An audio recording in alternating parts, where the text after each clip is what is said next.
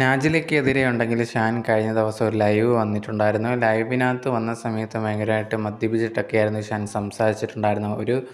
ഒരു മണിക്കൂറിന് അടുപ്പിച്ചുള്ള ഒരു വീഡിയോ ആയിരുന്നു, ലൈവായിരുന്നു വന്നിട്ടുണ്ടായിരുന്നത്. അതിനകത്ത് ഈ ഒരു നാജിലയുമായിട്ട് പിരിയാനുണ്ടായ കാരണം എന്താണ്, ഇപ്പം നാജിലയ്ക്ക് എൻ്റെ കൂടെ ജീവിക്കേണ്ട എന്നുള്ള കാര്യമൊക്കെ ആയിരുന്നു അതിനകത്ത് ഷാൻ പറഞ്ഞിട്ടുണ്ടായിരുന്നു. പറഞ്ഞ കാര്യങ്ങൾ തന്നെ ഇങ്ങനെ റിപ്പീറ്റായിട്ട് പറഞ്ഞുകൊണ്ടിരിക്കുമായിരുന്നു. ഇതിനെ ഇപ്പം കുറച്ച് പേർക്കെങ്കിലും ഇതിനെപ്പറ്റി അറിയാത്തവർക്ക് വേണ്ടി ഒന്ന് പെട്ടെന്ന് പറയും. കുറച്ച് ദിവസങ്ങൾക്ക് മുമ്പുണ്ടെങ്കിൽ നാജില ഒരു വീഡിയോ ഇട്ടിട്ടുണ്ടായിരുന്നു. ഞാനും ഷാനും തമ്മിൽ ഇപ്പം പ്രശ്നമൊക്കെയാണ്, വീട്ടിൽ നിന്ന് ഷാനെ പുറത്താക്കി എന്നുള്ള രീതിയിലൊക്കെ പറഞ്ഞിട്ടുണ്ടായിരുന്നു. പിന്നെ മെയിനായിട്ടുള്ളൊരു കാര്യം, തന്നെയൊക്കെ അടിക്കാൻ വന്നിട്ടുണ്ടായിരുന്നു, മക്കളൊക്കെ ഉള്ളതുകൊണ്ട് ഭയങ്കരമായിട്ട് ഉപദ്രവിക്കാതെ വിട്ടേ എന്നുള്ള രീതിയിലൊക്കെ പറഞ്ഞിട്ടുണ്ടായിരുന്നു.